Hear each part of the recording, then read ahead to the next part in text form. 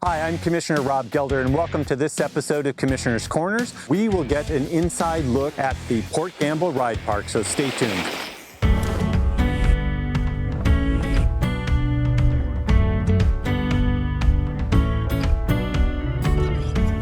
So we're now joining you from the flight deck, and joining me is Mark Shorn, who is with the Port Gamble Forest Heritage Park Stewardship Committee, as well as being a founding member of the Evergreen Mountain Bike Alliance West Sound chapter. So Mark, thanks so much for being part of the program today. I appreciate it. Well, thank you for inviting us. So this is pretty darn exciting.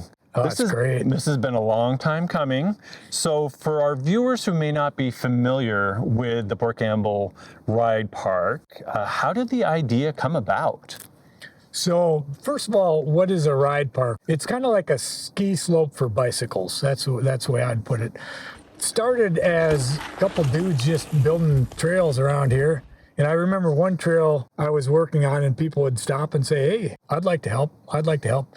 So I started taking names and telephone numbers, and we had our first trail work party and met at the barn, and 50 people showed up. Wow. So that was what started the whole Evergreen West Sound chapter. Many of us went to Duthie to ride, and Duthie was this bike park over in Issaquah, and we thought, why not do it here? Right. So that's where it started. That's cool. So it started there, and I know it was part of the overall Port Gamble Forest, actually the Kitsap Forest and Bay campaign, right? But yet it's its own separate acreage. But how did you get the word out about the project, the campaign, and get people excited about contributing and being involved? We did a lot of different trail work parties and getting together at breweries and having fundraising events. And we had a Biketoberfest every year where we had 2,000 riders come out. And the whole thing has just blossomed over time. And it's always amazing now when I look at the parking lots, they're just full of people. So yeah, it's almost hard to get a parking spot to begin with. So I would say maybe it was really kind of organic, right? Yes. That you did that word of mouth, you got that excitement, and there's nothing like the tangible building of a trail to get that energy going. The coalescing that the community did around this project, not just the ride park, but the entirety of the Port Gamble Forest. So would you have any advice or counsel for another community that might be thinking about kind of embarking on a similar type of project? Yeah, the thing that I've been impressed with and have learned is you really have to have a coalition. To do this entire park, it took people from the environmental community, it took horsemen, it took bicyclists, it took the tribes, it took the county government, thank you for that. And it really took an entire community to build this project and make it work. I totally agree. If we wouldn't have the entirety of the acreage without that coalition, right? But on some level, I would think that there's an upside for the property kind of being its own distinct 160 acres. Because the uses on mountain biking is a little bit different than someone riding a horse or hiking. So maybe it could help potentially just avoid some of that future conflict. Yeah, I agree. I agree that, I think the ride park has done a good job and will in the future as it gets more and more utilized. It takes the pressure off some of the other trails so that you can have bikers here, horse people over here riding their trails. I think it's a win-win for everybody. Yeah, with 3,500 acres, there should be something for everyone. So is there anything that I haven't asked you that you would want to make sure our viewers understand about really the history of getting started? Because this has been well over a decade in the making, right? Yeah, it took a whole village to build this, and there's a lot of people that spend a lot of volunteer hours to go after fundraising grants and working together to create this special thing. And I think we're going to be lucky in 50 years we have this 3,500 acre park and this special ride park here. It's only going to get better over time. So you're going to come out 50 years from now for the celebration ride? Yeah, I'll be doing the Maverick. Okay, perfect. That sounds good. Thank you for being part of the program. Oh, thank you. It's my pleasure.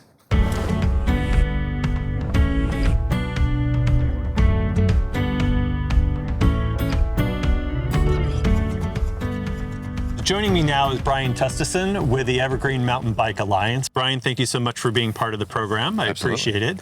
So can you tell our viewers a little bit about how the Evergreen Mountain Bike Alliance got involved in the project?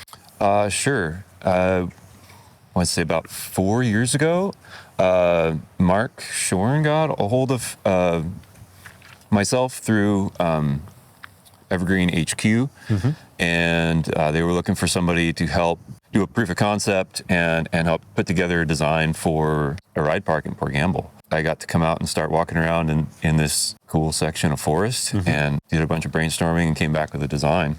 What is the Evergreen Mountain Bike Alliance? The Evergreen Mountain Bike Alliance is a statewide mountain bike advocacy organization. We're doing advocacy to help maintain access to existing trails and educate people on trail etiquette, learn trail skills, that sort of thing. We were one of the largest statewide mountain bike advocacy groups in the country. So in terms of this design here in the Port Gamble Forest, how did it come about? It was cooperative effort, largely working with the chapter, really trying to think about how we can develop a park out here that serves all user groups. The goal was to really make use of this land in a way that you can bring your kids out, and this can be one of the first places that they start building skills, and they can progress up to anywhere they want to stop, and including up to like very advanced level stuff behind us that is colloquially known as the pro line. You know, I don't spend a lot of time on the bike, so there'd potentially be something for me if I wanted to go out, get a mountain bike, I could come out here basically and start to gain and build my skills. Absolutely. Within the ride park, we have a handful of beginner trails. If you want to learn how to jump, we've got very beginner-friendly jumps that aren't going to scare you or aren't likely to injure you. Does the land in some way kind of speak to the type of trail that you want to create on it? Yes, definitely. I think that takes a rider's perspective. When you've ridden a bunch of trail, it gets easier to see how you want to use terrain.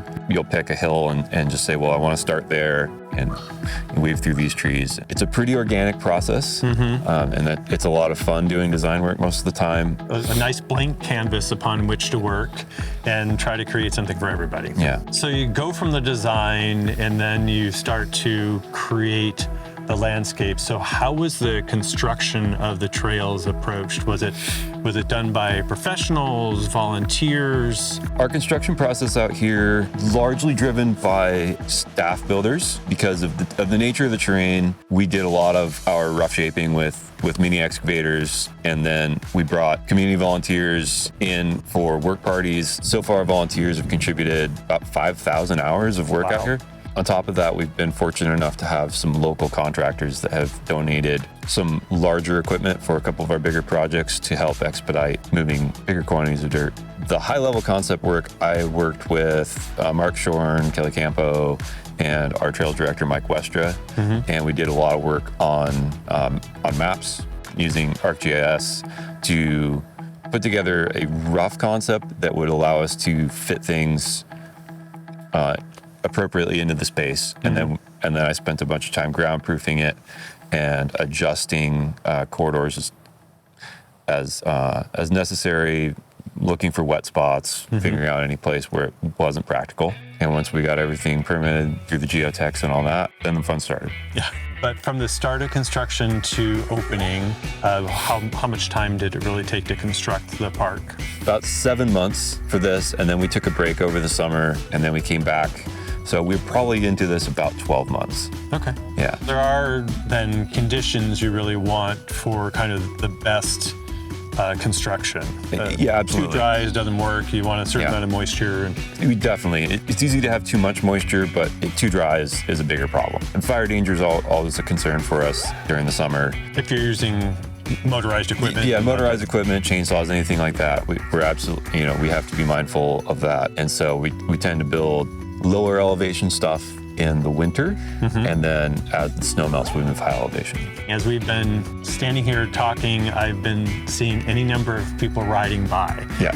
What do you think will be the draw to, or what does this park mean to the region and the local community?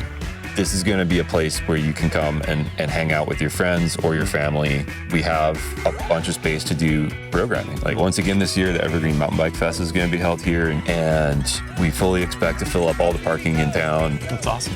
I'm excited for it. And so, Brian, thank you very much for being part of the program. I appreciate it.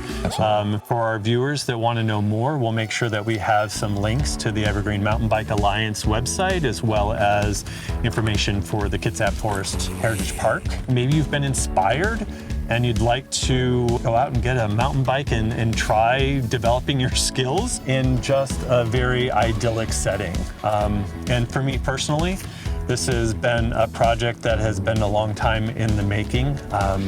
As I look back over my tenure with Kitsap County, this has been the Kitsap Forest and Bay campaign, the coalition, everybody that's been involved has created and coalesced around a vision, this ride park being a very big part of it and of that active recreation that is in our community, along with everything else that these 3,500 plus acres in the Port Gamble Forest can support.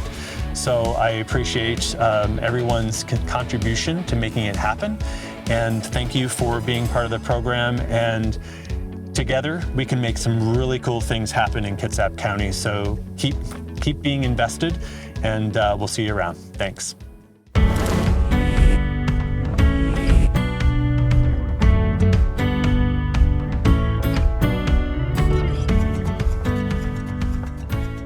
That was my swan song. I'm out. Love it. Love it. Thank you. Thank